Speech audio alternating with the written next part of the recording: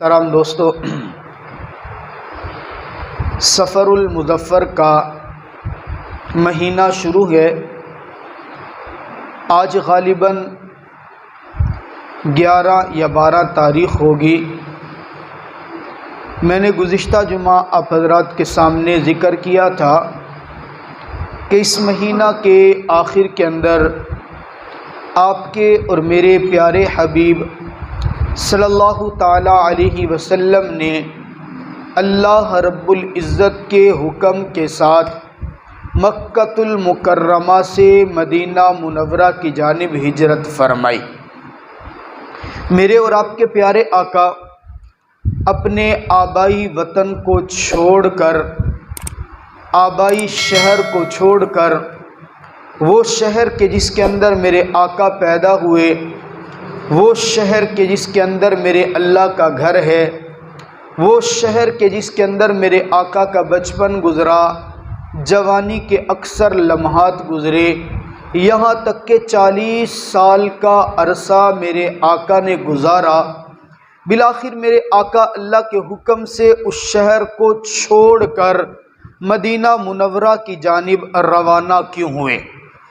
آپ تاریخ کا مطالعہ کریں گے، آپ کو اس سوال کا جواب واضح طور پر ملے گا کہ میرے آقا نے اللہ کے حکم کے ساتھ مکہ کی گلیوں کے اندر محنت بڑی کی ہے۔ میرے آقا نے مکہ کی گلیوں کے اندر محنت کرنے کے ساتھ ساتھ میرے آقا اور آقا کے جانثار صحابہ نے تکالیف بڑی اٹھائی ہیں۔ پھر بھی یہ دستور ہے، قانون ہے کہ جب کوئی محنت کرتا ہے، مشقت اٹھاتا ہے، تکلیف برداشت کرتا ہے، اس کی محنت اور مشقت کی آگے قدر نہ کی جائے تو عام طور پر انسان کا اپنا دل بھی برداشتہ ہو جاتا ہے۔ انسان شکستہ دل ہو جاتا ہے کہ میں محنت کرتا ہوں، میری محنت کی قدر نہیں ہوتی، میں محنت کرتا ہوں، میری محنت کا بدلہ نہیں ملتا، میں محنت کرتا ہوں، میری محنت کا ثمر نہیں ملتا۔ یہ تو ایک الگ بات ہے نا۔ بسا اوقات انسان اس چیز پہ بھی صبر کر لیتا ہے کہ چلو میری محنت کا بدلہ نہ ملے نا، کوئی مجھے برا تو نہ کہے، میری محنت کا چلو ثمرہ نہ ملے تو چلو ناقدری تو نہ کی جائے۔ اگر ناقدری نہ کی جائے تب بھی انسان برداشت کر لیتا ہے۔ پھر میرے آقا تو میرے اللہ کے بھیجے ہوئے پیغمبر ہیں، رب کے حکم سے 10 سال سے زائد عرصہ مکہ کی دھرتی کے اوپر گزارتے ہیں۔ میرے آقا کو محنت کا بدل ملنا تو دور کی بات، میرے آقا کی ناقدری شروع کر دی گئی۔ میرے آقا اور آقا کے ماننے والوں پر ظلم و تشدد کے پہاڑ توڑے گئے۔ آپ نے وہ تاریخ کے اندر واقعات نہیں پڑھے کہ میرے آقا کے ماننے والوں کو تپتی ریتوں کے اوپر لٹایا گیا، میرے آقا کے ماننے والوں کے بدن کے خون اور چربی کو پگھلا کر آگ کے انگاروں کو بجھایا گیا، یہاں تک مارا گیا کہ مارنے والا تو تھک جاتا تھا لیکن میرے آقا پر ایمان لانے والے کی زبان سے آہد آہد کے نعرے کم نہیں ہوتے تھے۔ جب ناقدری کی انتہا ہو گئی نا، میرے رب نے فرمایا میرے پیغمبر یہ قوم آپ کی قدر نہیں کر رہی، اب آپ کو ان ناقدروں کے اندر رہنے کی اجازت نہیں ہے۔ آقا کا جانے کا من نہیں ہے، میرے آقا اس شہر کو نہیں چھوڑنا چاہتے، لیکن رب کا حکم ہے جو میرے اس پیغمبر اور میرے اس ہیرے کی قدر نہیں کرتا نا، ناقدروں کے اندر اب آپ کو رہنے کی اجازت نہیں ہے۔ اللہ جاؤں تو جاؤں کہاں؟ بس پیغمبر آپ تیاری کریں، آپ نے اس شہر کو چھوڑنا ہے، اس شہر کو چھوڑ کر کے وہاں جاؤ جہاں آپ کی قدر ہوگی، وہاں جاؤ جہاں آپ کو ماننے والے بڑھیں گے، وہاں جاؤ جہاں آپ پر ایمان لانے والوں کی تعداد بڑھے گی، آپ کا دین پھلے گا بھی صحیح، پھیلے گا بھی صحیح، بڑھے گا بھی صحیح۔ ہاں ایک وقت آئے گا جب یہاں سے جانے کے بعد ان لوگوں کو اس بات کا احساس ہوگا کہ ہم نے اپنے اللہ کی بڑی نعمت کی ناقدری کی ہے، جب ان کے دلوں کے اندر قدر بڑھے گی نا، پھر آپ مکہ سے مدینہ سے دوبارہ واپس مکہ کے اندر فتح اور کامرانی کے ساتھ واپس لوٹ جانا۔ آقا کا تو دل نہیں تھا جانے کا، اسی لیے تو وہ تاریخ میں واقعہ ہے نا، میرے آقا جب مکہ سے نکلنے لگے تھے نا، میرے آقا مکہ سے باہر نکل کے کعبۃ اللہ کی طرف رخ انور فرما کے میرے آقا بڑے لمبی اور ٹھنڈی آہ بھر کے کہتے ہیں، اے کعبہ تجھے چھوڑنے کو دل تو نہیں چاہتا۔ جملہ سنے، ذرا میرے آقا کی ڈوبتی ہوئی محبت کا اندازہ کریں۔ آقا فرماتے ہیں کعبہ تجھے چھوڑنے کا من تو نہیں چاہتا، کعبہ تجھے چھوڑنے کو دل تو نہیں چاہتا، لیکن کیا کروں تیرے باشندے اب یہاں رہنے نہیں دیتے۔ یہ میرے آقا کا جملہ ہے، نہیں آقا چھوڑنا نہیں چاہتے، لیکن اب رب کا حکم ہے جاؤ۔ اللہ اچھا یہ تو بتا دے اکیلا جانا ہے ساتھ کسی کو لے کر جانا ہے؟ میرے رب نے حکم دیا نا، پوری دنیا کو پتا چلنا چاہیے، قیامت کی صبح تک یہ بات تاریخ کے اوراق پر روزے روشن کی طرح لکھی جانی چاہیے۔ پیغمبر کا سب سے بڑا تابعدار، پیغمبر کا سب سے بڑا جانثار، پیغمبر کا سب سے بڑا وفادار، پیغمبر کی عزت پر، پیغمبر کی حرمت پر، پیغمبر کے دین پر، پیغمبر کے نام پر سب سے زیادہ اپنا مال، اپنی جان، اپنی اولاد، اپنے گھر بار کو جو قربان کرتا ہے، میں رب قربانی دینے والوں کی قدر یوں بھی کیا کرتا ہوں۔ پیغمبر اس عظیم سفر کے اندر اکیلے نہیں، اس قربانی دینے والے کو ساتھ لے کر جانا ہے۔ اللہ ساتھ کیسے لے کر جاؤں؟ میں اس کے گھر پہ جاؤں یا وہ میرے گھر پہ آئے؟ میرا رب فرماتا ہے پیغمبر قربانی دینے والوں کی قدر کیا کرتے ہیں، محنت کرنے والوں کی قدر کیا کرتے ہیں۔ پہلے وہ آتا تھا، آج دنیا والوں کو بتاؤ جو دین والوں کی قدر کرتا ہے نا، میرا رب اس کی قدر یہ کرتا ہے، پوری کائنات کے بادشاہ کو، پوری کائنات کے تاجدار کو، محمد عربی کو چلا کر کے اس کے دروازے پہ پہنچا دیتا ہے۔ آقا آئے تھے نا، جناب صدیق اکبر کے دروازے پر آئے تھے، میرے آقا نے دستک دی۔ تاریخ میں لکھا ہے میرے صدیق کو پیغمبر کے ساتھ محبت اتنی تھی، دروازے پر دی جانے والی دستک کو بھی پہچان لیا کہ آنے والا دروازے پہ میرا محمد ہے۔ اور ایسا ہوتا ہے، شادی شدہ مرد ہو نا جی، جس کی ذرا بیوی کے ساتھ محبت زیادہ ہو، اچھا اس کی نہ ہو تو کم از کم بیوی کی محبت زیادہ ہو، تو عام طور پہ پاکستانی بیویوں کا یہ ٹیلنٹ ہوتا ہے، اپنے خامند کے دروازے پر دی جانے والی دستک کو بھی پہچانتی ہیں۔ ان کو پتہ ہوتا ہے یہ جو دروازے پہ دستک ہوا ہے نا، یہ دستک میرے اپنے خامند نے دی ہے، کوئی اور آدمی نہیں ہے۔ اور اگر غیر آدمی دستک دیتا ان کو اندازہ ہو جاتا ہے۔ ایک بیوی کو خامند سے دنیاوی محبت ہو، اس کو اپنے خامند کی دستک کا اندازہ ہو جاتا ہے۔ اوے صدیق اکبر کی محبت پہ قربان کیوں نہ جاؤں کہ میرے پیغمبر کے دروازے پر دی جانے والی دستک کو پہچان کر کے یوں نہیں پوچھا من دقل بابا، دروازے پہ کون ہے، بھاگتے آئے میرے پیغمبر کے لیے، پورے دروازے کو کھول کر دنیا والوں کو پیغام دیا، آقا آپ تو بعد میں آئے گے دروازے پر انتظار کرنے والا صدیق پہلے موجود ہے۔ آقا آپ کو رب نے بعد میں بھیجا، صدیق تو پہلے گھر میں اونٹنیاں تیار کیے بیٹھا ہے، آقا میرے گھر کا دروازہ بعد میں کھلا ہے، آپ کے ساتھ ہجرت کے سفر پر جانے کے لیے صدیق کے دل کا دروازہ پہلے سے کھلا موجود ہے۔ آقا آ گئے، صدیق دروازہ کھولتے ہیں، میرے آقا آئے اور میرے آقا صدیق کے گھر میں چارپائی پر یوں بیٹھے، میرے آقا نے یوں اپنے دونوں ہاتھ، کتابوں میں جیسے لکھا ہے میں نے دیکھا تو نہیں ہے، اللہ تعالیٰ مجھے اور آپ کو میرے آقا کے روزے کی زیارت نصیب فرما دے، میرا اللہ مجھے اور آپ کو خدا کی قسم وہ گلی دیکھنا نصیب فرما دے جس گلی سے چل کر کے میرے آقا اس صدیق کے دروازے پہ آئے تھے۔ آقا مجھے اور آپ کو وہ جگہ وہ دروازہ دیکھنا نصیب فرما دے جہاں آ کر میرے آقا نے دروازے پر دستک دی تھی۔ رب کعبہ کی قسم موقع ملا نا، میرے رب نے وہاں پہنچایا تو جا کر کے پوچھیں گے اے وہ دروازے گلی بتا تو صحیح وہ منظر کتنا پیارا تھا جب میرا پیغمبر رب کے حکم سے صدیق کے دروازے پہ آیا. یقیناً آج وہ گلی بھی موجود ہوگی, یقیناً آج وہ جگہ بھی موجود ہوگی, یقیناً آج وہ نشانات بھی موجود ہوں گے.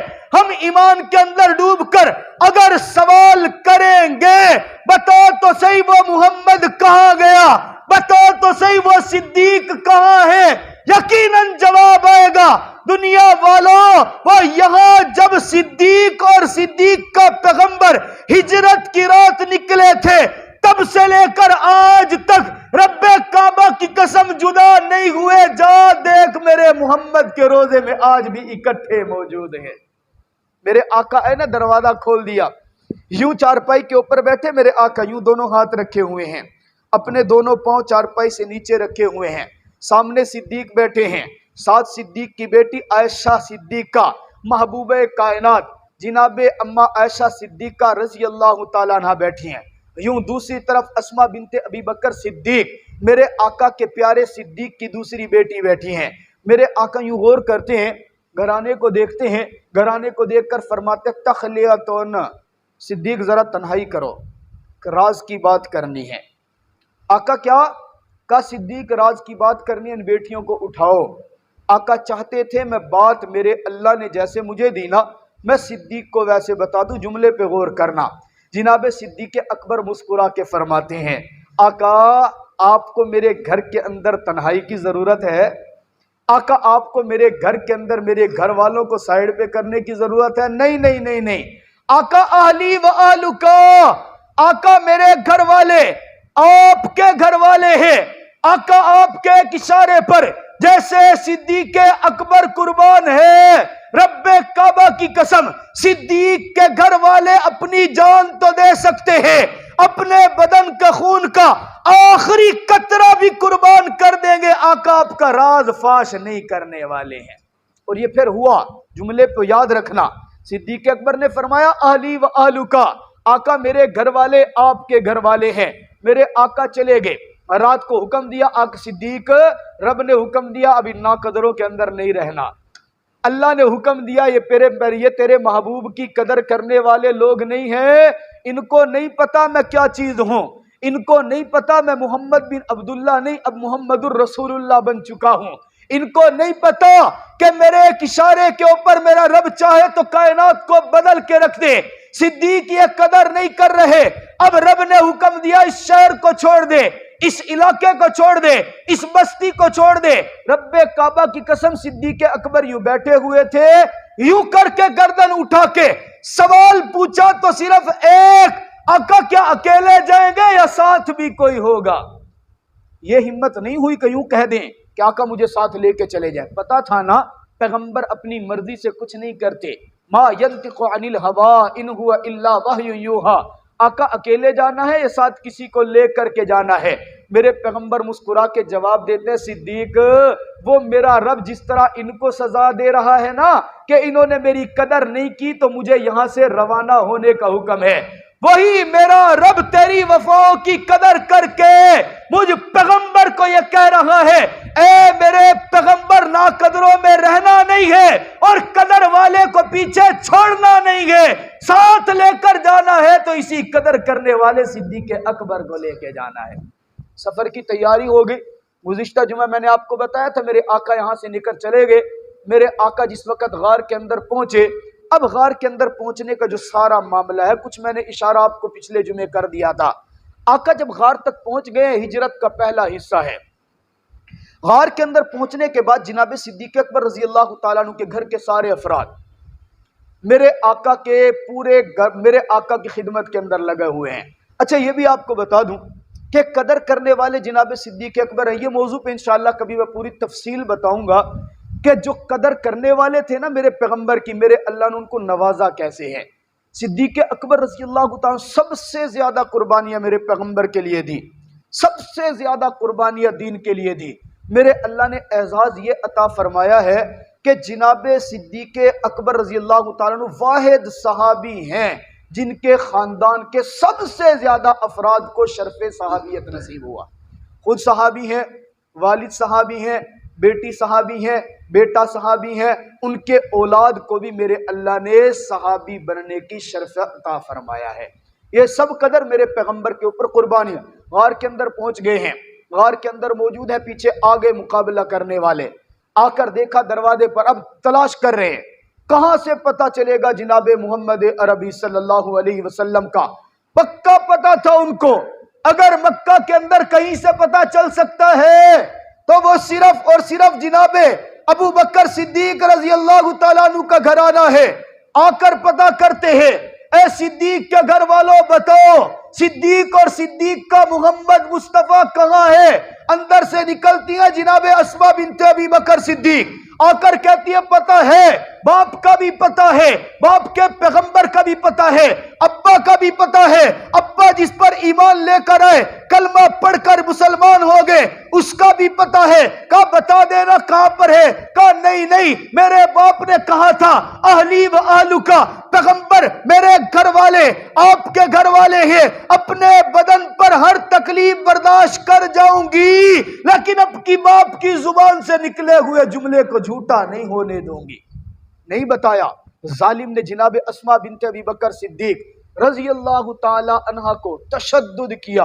بیٹیوں والوں ذرا سمجھنا، اولاد کے اوپر تکلیف آتی ہے، خدا کی قسم بڑے سے بڑا آدمی بھی تڑپ اٹھتا ہے۔ اولاد کے اندر سے پھر بیٹیوں کو تکلیف ہونا، والدین کو صبر نہیں آتا۔